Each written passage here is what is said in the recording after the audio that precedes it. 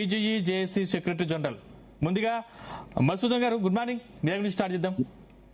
Good morning అండి, నమస్తే అందరికి, ప్యానెల్ లో ఉన్న పెద్దలందరికీ. సార్ ఏం చెప్తారు సార్, మొత్తం మీద ఇప్పుడు పీఆర్సీ ఆలస్యం, డిఏల పెండింగ్, హెల్త్ కార్డుల సమస్యలు, మొత్తం మీద ఇప్పుడు ఉద్యోగులని వేధిస్తున్నటువంటి ప్రధాన సమస్యలు ఇవి. కాకపోతే ప్రభుత్వం దగ్గర పరిష్కరించగల ఆర్థిక పరిస్థితుల్లో ఉందా అసలు ప్రభుత్వం? ఓకే, ప్రభుత్వాలు అనేటివి మంచి చెడు ఏది అవసరమో ప్రాధాన్యత క్రమం అనేది ఇంపార్టెంట్ గా చూసుకోవాల్సినటువంటి బాధ్యత ప్రభుత్వం మీద ఉన్నది. ఉద్యోగస్తులు అంటే ప్రభుత్వాన్ని నడిపే వాళ్ళు. ప్రభుత్వం నడవాలంటే ఉద్యోగులతో ప్రభుత్వం నడుస్తుంది.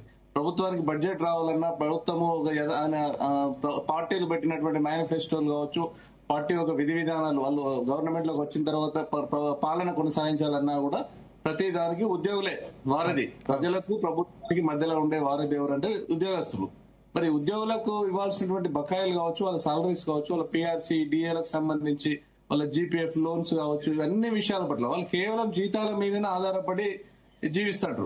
కొన్ని డిపార్ట్మెంట్లు వేరే అనుకోండి, చాలా మట్టుకు ఉద్యోగస్తులు చాలా మంది కేవలం జీతాలు ఎప్పుడు వస్తాయా, ఫస్ట్ నాడు జీతాలు ఎంత వస్తాయా, మాకు రావాల్సినటువంటి పిఏలు వాళ్ళ డిఏల లెక్కలు వేసుకుంటూనే వాళ్ళు ఎప్పుడు వస్తాయని ప్రభుత్వాన్ని వెచ్చి చూస్తా ఉన్నటువంటి సందర్భం ఉంటుంది.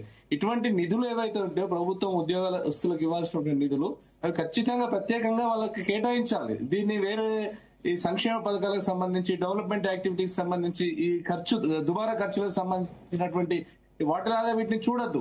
ఖచ్చితంగా ఈ యొక్క రాష్ట్రంలో ఉన్నటువంటి బడ్జెట్ ఈ ఉద్యోగస్తులకు ఎంతవరకు ఇవ్వాలనేది క్లియర్ గా బడ్జెట్ అలకేట్ చేసిన తర్వాతనే మిగిలినటువంటి దాన్ని ఇతర ప్రయోజనాల కోసం వాడాల్సింది ప్రభుత్వం. కానీ ఇక్కడ అయితే మసంరావు గారు, ఏ ప్రభుత్వమైనా కూడా అధికారంలోకి రాకముందుకు అనేక హామీలు ఇస్తాయి, అవి సహజం. ఇప్పుడు ఆర్థిక పరిస్థితి బాగలేదు, ప్రభుత్వం దగ్గర అసలు ఖజానా లేదు అంటూ కూడా ఇప్పుడు ఉన్నటువంటి ప్రభుత్వం చెప్తుంది కదా. ఈ పరిస్థితుల్లో ఇప్పుడు ఉద్యోగులు అడుగుతున్నటువంటి సమస్యలు పరిష్కారం అవుతాయి అనుకోవచ్చా?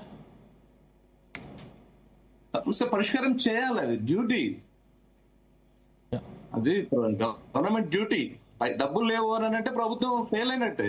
ప్రభుత్వాన్ని నడిపేచేటువంటి శక్తి సామర్థ్యము ప్రభుత్వం కోల్పోయినట్టే. ఇది హక్కు, ఇది రైట్. ఇది ఉద్యోగస్తులకు ఇచ్చేది ఏదో జీ హుజూర్ అంటే ఇచ్చేదో ఏదో వాళ్ళకి ఇచ్చేటువంటి గిఫ్ట్ కాదు కదా. వాళ్ళకు నెల వాళ్ళ సేవ చేస్తున్నందుకు వాళ్ళకి హక్కు రూపంగా ప్రభుత్వం ఇవ్వాల్సినటువంటి బాధ్యత అది. మరి డబ్బులు లేవని చెప్పింది ప్రభుత్వము అని అంటే ప్రభుత్వాన్ని వారు సక్రమైనటువంటి పద్ధతిలో ప్రభుత్వాన్ని పాలకులు నడిపిస్తలేరు అన్నట్టు, అంటే ప్రభుత్వం వైఫల్యం చెందింది అన్నట్టు.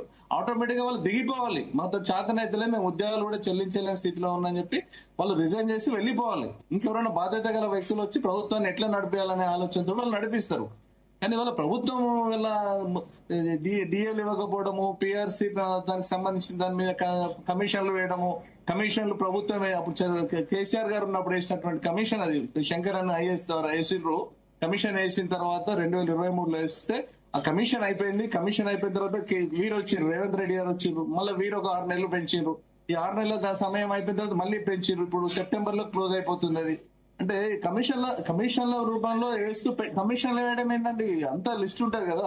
సెంట్రల్ గవర్నమెంట్ ఎప్పుడైతే డిఏలో అన్ని పెంచుతున్నటువంటి సందర్భంలో దానికి తదనుగుణంగా ఆటోమేటిక్ గా ఇక్కడ పెంచుకుంటూ పోవాల్సినటువంటి బాధ్యత ఇవాళ రాష్ట్ర ప్రభుత్వాల మీద ఉన్నది. దీని కమిషన్ల పేరు మీద కాలయాపన చేయడము ఇది సరైనటువంటి విధానం కాదు. ప్రభుత్వము బాధ్యతాయుతంగా హక్కుగా రావాల్సినటువంటి ఈ యొక్క ఉద్యోగస్తులకు రావాల్సింది ఏదైతే ఉంటుందో ఒక రోడ్ మ్యాప్ ఇవ్వాలి. మేము ఈ సంవత్సరం మనకు ఇంత బడ్జెట్ ఉన్నాయి, మేము ఇంత రిలీజ్ చేస్తున్నాం, మీకు ఇంత రావాలి, ఇంత చెప్పాలి అని చెప్పి క్లారిటీగా ప్రభుత్వము ఫైనాన్స్ నుంచి రిలీజ్ చేయాలి. కానీ ఇప్పటివరకు ఎక్కడ కూడా ప్రభుత్వం చెప్తలేదు. ప్రభుత్వం ఈ ఉద్యోగస్తులకు ఇవ్వాల్సినటువంటి బకాయిలు ఏవైతే ఉన్నాయో వీటి మీద ఎందుకు తాత్సారం చేస్తుందో, ఎందుకు హైడ్ చేస్తుందో, కాలయాపన ఎందుకు చేస్తుందో అనేది క్లారిటీగా తెలుస్తలేదు. వాళ్ళ కొన్ని సంక్షేమ పథకాలు కోట్లు, వేల కోట్లు, లక్షల కోట్లు అని చెప్పి గొప్పలు చెప్పేటువంటి ప్రభుత్వం, మరి ఆ ప్రభుత్వ పథకాలన్నిటి కూడా నడిపించేదంతా కూడా ఉద్యోగస్తులే కదా. మరి ఆ ఉద్యోగస్తులకు మొదలు ఇవ్వాల్సినటువంటి బాధ్యతను విస్మరించి పోవడం అనేది సరైనది కాదు. ఖచ్చితంగా వీళ్ళకు డిపాజిట్ ఉండాలి, వీళ్ళకి ఇవ్వాల్సినటువంటి అమౌంట్ కూడా డిపాజిట్ ఉండాలి. చాలా బాధాకరం. నిన్న 2000 మంది రిటైర్డ్ ఎంప్లాయీస్ కూడా ఇప్పుడు కేవలం ఉద్యోగస్తులు, ఉద్యోగంలో ఉన్నటువంటి వాళ్ళే ఇవాళ స్ట్రైక్ పోతామంటారు. కానీ వీళ్ళ చేతులలో ఏమి ఆయుధం లేనటువంటి వాళ్ళు, ఉద్యోగాల నుంచి విరమణ చెందినటువంటి వాళ్ళు, వాళ్ళకి రావాల్సినటువంటి డిఏలకు సంబంధించి వాళ్ళకి రావాల్సిన గ్రాడ్యుయేటీస్ గురించి జీపీఏలో 1 లక్ష జీపీఎఫ్ లోన్స్ వాళ్ళు పెండింగ్ లో ఉన్నాయండి. ఇవన్నీ కూడా పాపం రిటైర్డ్ అయిన వాళ్ళకి కూడా వాళ్ళకు పైసలు రావడం లేదు. వాళ్ళు మొన్న 2000 మంది ధర్నా చేసిండ్రు. అంటే వీళ్ళు ఉద్యోగస్తులు ఇవాళ మేము రాజీనామా, మేము ధర్నాలు చేస్తాము, ఆందోళన చేస్తామంటే ప్రభుత్వం కొంచెం దిగుతుంది కావచ్చు, కానీ వాళ్ళ రిటైర్డ్ అయిన వాళ్ళ పరిస్థితి ఏంది? వాళ్ళని కూడా కాపాడాల్సినటువంటి బాధ్యత వాళ్ళ ప్రభుత్వం మీద ఉంది. చాలా బాధాకరం అండి. ప్రభుత్వం ఈ విధంగా కప్పదాటు ధోరణి వేసి వీళ్ళని దాటించేటువంటి క్రమం కూడా చాలా తప్పు. ఇంకోటి అయితే మధుసూదన్ గారు, ఇప్పుడు ప్రభుత్వం దాదాపు 2.5 సంవత్సరాలు పూర్తి చేసుకుంది. ఇంకా కేవలం మహా అయితే ఇంకా 2.5 సంవత్సరాలు, ఇంకా లేకపోతే 2 సంవత్సరాలు ఉండే అవకాశం ఉంది. ఈ నేపథ్యంలో అంటే ఈ 2 సంవత్సరాలలో ఇప్పుడు ప్రస్తుతం 6 డిఏలు ఉన్నాయని చెప్పేసి ఉద్యోగులు అంటున్న వేళ ప్రభుత్వం 6 డిఏలను ఇచ్చే అవకాశం ఏమైనా ఉందా? ఇవ్వాలి, డ్యూటీ, అవకాశం అది ఇవ్వాలి. ఇచ్చినాకనే నువ్వు ఇంకొక కార్యక్రమం చేయాలి. ఇది నేను ఎప్పుడన్నా ఏదో కానుక, ఇప్పుడు రైతు బంధువులు కావచ్చు, ఇంకోటి కావచ్చు, ఇవి కళ్యాణ లక్ష్మి, షాది ముబారక్లు ఇవనేటివి ఏమో హక్కు అయిపోయినాయి. అది ఎందుకు ఇస్తలేరు, మాకు ఇవ్వాలని చెప్పి ప్రజలు కొట్లాడితేనేమో అవి ఇస్తుండ్రు. కానీ ఇది హక్కు, ఇది ఇవ్వాల్సింది. అది హక్కు కాదు, అది సంక్షేమ పథకం. ప్రభుత్వం ఎప్పుడైనా ఇవ్వచ్చు, అవి ఆపేయచ్చు. అది ప్రభుత్వ పాలసీ. అది ఎన్నికల కోసమో లేకపోతే వాళ్ళ ప్రయోజనాల కోసం ఇచ్చేటువంటి సంక్షేమ పథకాలు. కానీ ఇక్కడ ఉద్యోగస్తుడికి ఇవ్వాల్సినటువంటివి సిస్టమ్ లో రావాల్సినవి, హక్కుగా ఇవ్వాల్సినవి, ఇవి ఇవ్వకపోవడం చాలా బాధాకరం. ఇంకా ఘోరమైన అంశాలు ఏంటి అంటే, ఇవాళ ఉద్యోగ సంఘాల నాయకులు కూడా ఉన్నారు, వీళ్ళు కూడా ఎందుకు మరి గట్టిగా మాట్లాడలేకపోతున్నారు, కొంచెం బాధ కూడా అనిపిస్తుంది. ఆ కేసీఆర్ కూడా ఈ బకాయిల వాయిదాలు కూడా అప్పుడు ఉమ్మడి ఆంధ్రప్రదేశ్ లో 2014 వరకు పనిచేసినటువంటి ఉద్యోగులు, తర్వాత 2014 తర్వాత పనిచేసి 10, 15, 5 పనిచేసి రిటైర్డ్ అయినటువంటి వాళ్ళు ఎవరైతే ఉంటారో వాళ్ళకి రావాల్సినటువంటి బెనిఫిట్స్ కూడా కేవలం ఈ 2014 నుంచి సెటిల్మెంట్ చేసి మొదటి విడతగా ఇవి ఇవ్వడము, రెండవ విడతగా మేము ఉమ్మడి ఆంధ్రప్రదేశ్ లో పనిచేసిన వాళ్ళ తర్వాత ఇవ్వడము అనే వాయిదాల పద్ధతులు తీసుకొచ్చిండే వాళ్ళ కేసీఆర్ అప్పుడు.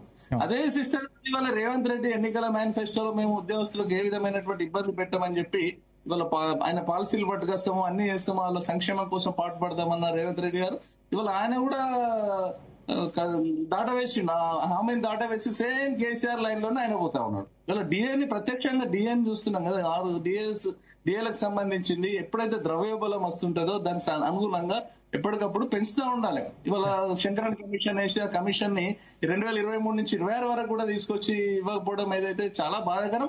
ఈ విధంగా డిఏలు పెండింగ్ పెట్టడం వల్ల దాదాపు 49% క్యుములేటివ్ పర్సెంటేజ్ మనం చూస్తే 49% దాకా వచ్చింది. అంటే ఒక్కొక్క ఉద్యోగ సంవత్సరానికి అంటే వాళ్ళ జీతాలను బట్టి 1 లక్ష నుంచి 2 లక్షల వరకు ప్రతి సంవత్సరం నష్టపోతున్నటువంటిది. అంటే ఉద్యోగస్తులను కూడా ఇవాళ ఈ ప్రభుత్వం ఆర్థికంగా నష్టపెడుతుంది. ఇదంతా కూడా రేవంత్ రెడ్డి కాంగ్రెస్ సర్కారే బాధ్యత వహించాలి. కాబట్టి వీళ్ళు ఇప్పటికైనా దీన్ని ఆగమేఘాల మీద చాలా సీరియస్ గా వీళ్ళు స్ట్రైక్ పోతే ఎవరికి నష్టం అండి? ప్రజలకు నష్టం, ప్రభుత్వానికి కాదు. ప్రజలకు ప్రజలకు, విద్యార్థులకు, చాలా మందికి నష్టం, అందరికీ నష్టమే. అన్ని సేవలు ఎక్కడ ఆగిపోతాయి. వీళ్ళు మనం వారధి కదా, ప్రభుత్వానికి ప్రజల మధ్యలో వారధి. వీళ్ళందరూ స్ట్రైక్ వెళ్ళిపోయిన తర్వాత వాళ్ళు ప్రజలే కదా, వాళ్ళని కూడా కాపాడాల్సినటువంటి ప్రభుత్వం మీద ఉంది.